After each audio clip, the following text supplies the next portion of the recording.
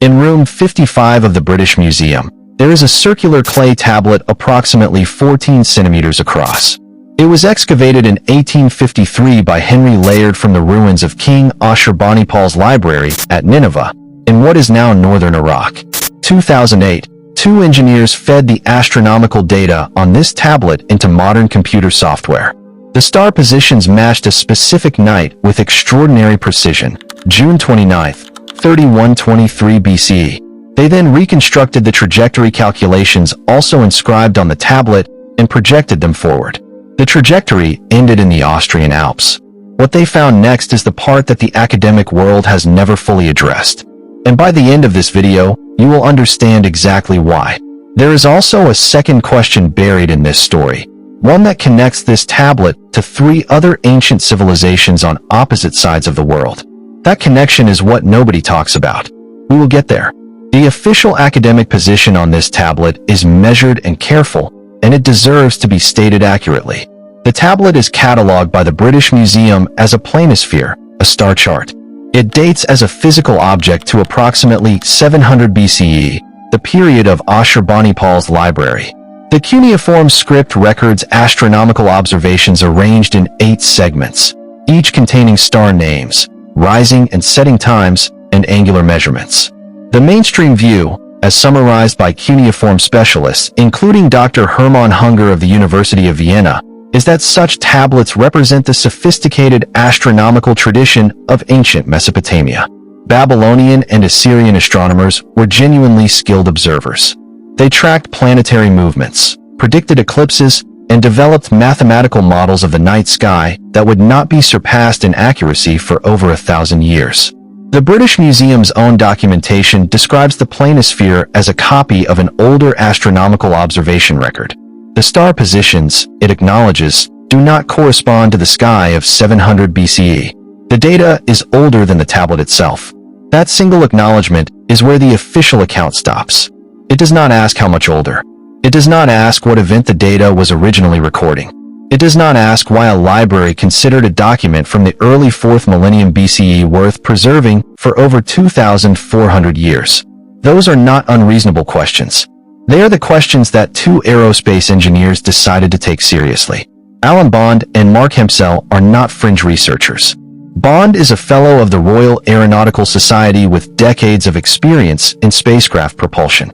Hempsell is a senior lecturer in astronautics at the University of Bristol and a fellow of the British Interplanetary Society.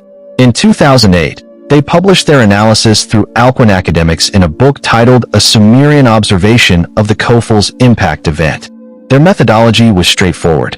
They took the angular measurements and star position data from the planisphere and ran it through Starry Night Pro, a professional astronomy software package used by researchers and observatories worldwide. The result was unambiguous.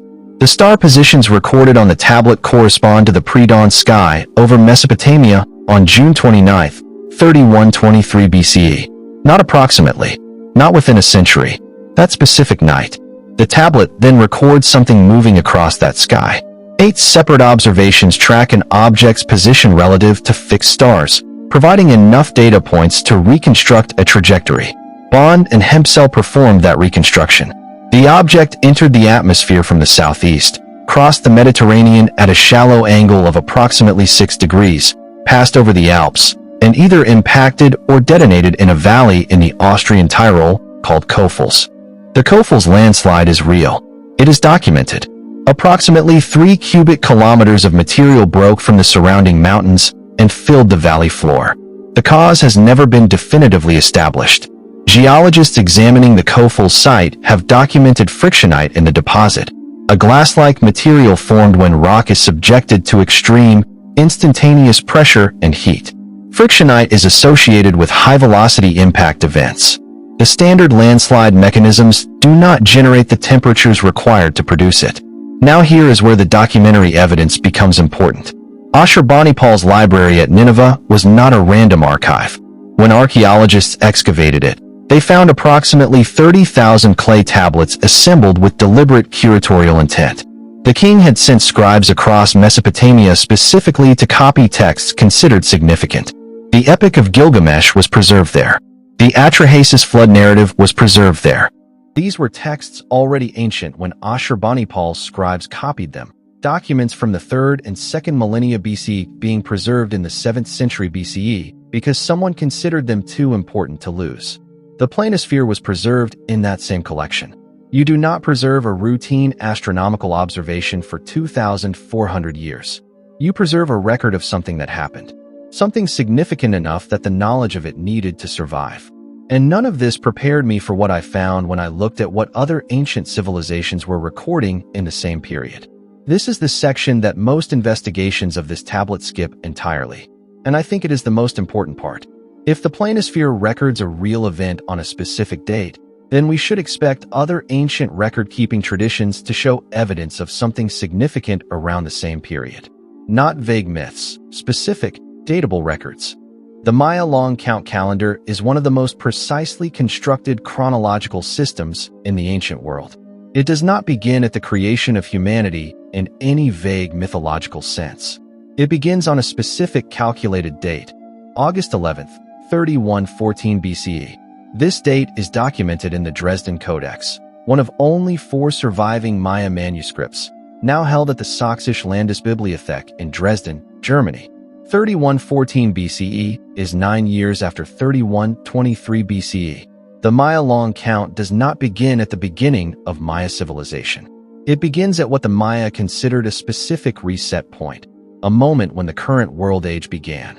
The civilization that created the long count had been developing for centuries before that date. Something caused them to designate that particular moment as year 0. We do not know what it was. The Hindu cosmological tradition divides time into 4 great ages. The current age, the Kali Yuga, begins according to traditional calculation on February 17th, 3102 BCE.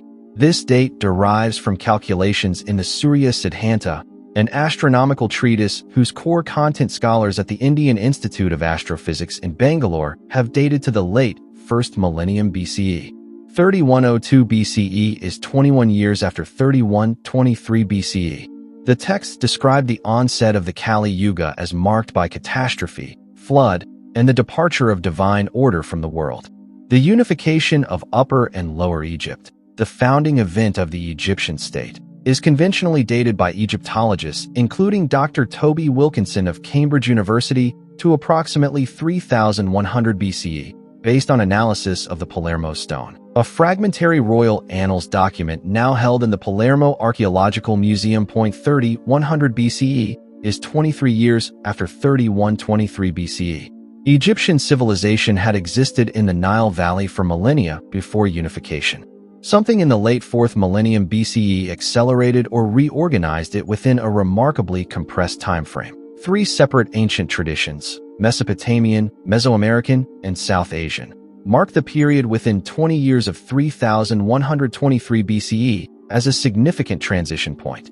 A 4th, Egyptian, shows a sudden civilizational reorganization in the same window. These cultures had no documented contact with each other. Their record-keeping systems were entirely different. Their religious frameworks were entirely different. Their geographical locations span half the globe. If there was no connection between them, why do their records converge on the same 20-year window? I am not going to answer that question. I want you to sit with it. I want to address the strongest counterargument directly because it is a fair objection and it deserves a complete answer.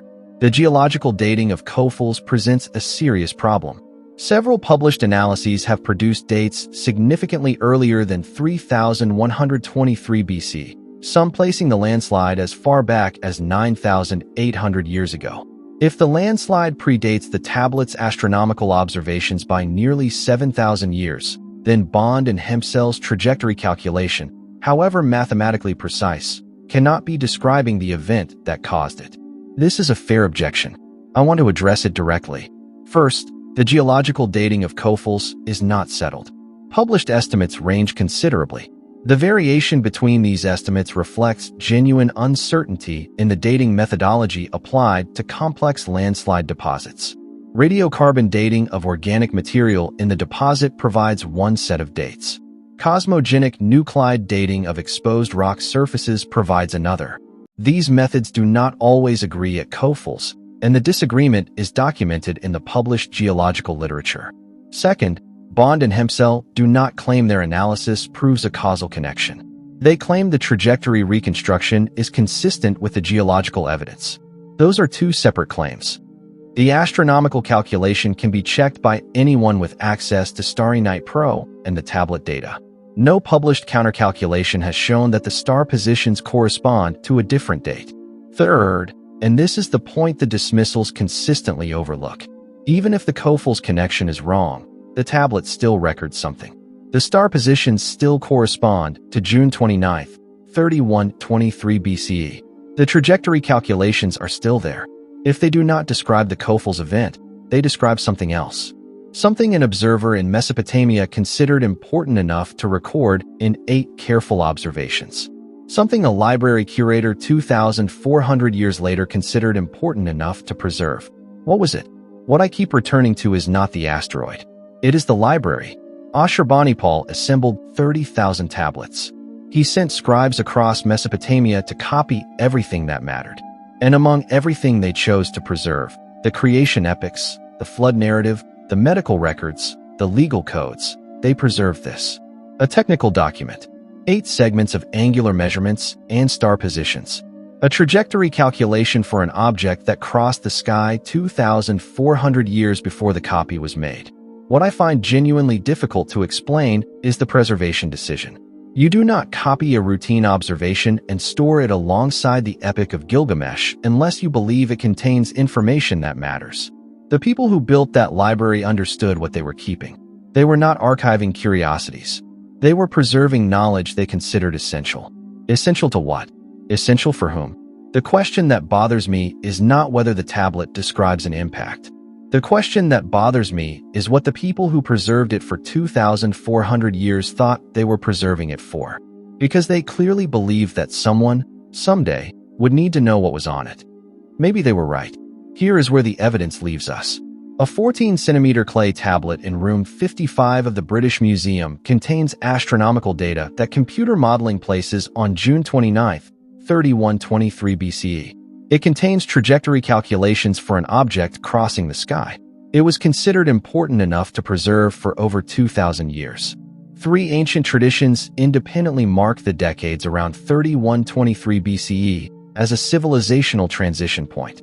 The largest prehistoric landslide in Central Europe has no agreed cause and contains physical evidence of extreme heat. The astronomical calculations in the tablet have been published and not refuted. 3 questions remain open. What exactly did an observer in Mesopotamia watch cross the sky on the morning of June 29, 3123 BC? Why did cultures on 3 separate continents, with no documented contact, each mark the same 20-year window as the beginning of a new world age? And what did the scribes of Ashurbanipal's library believe they were preserving? And who did they believe would eventually need it? The oldest documented eyewitness account of a catastrophe may be sitting in a display case that most museum visitors walk past without stopping. It has been there since 1853. It is still waiting for someone to take it seriously enough to finish the work. If any part of this changed how you think about what ancient people were capable of recording, tell me which part in the comments. I read all of them. And the thread this connects to goes somewhere I did not expect. That is the next video.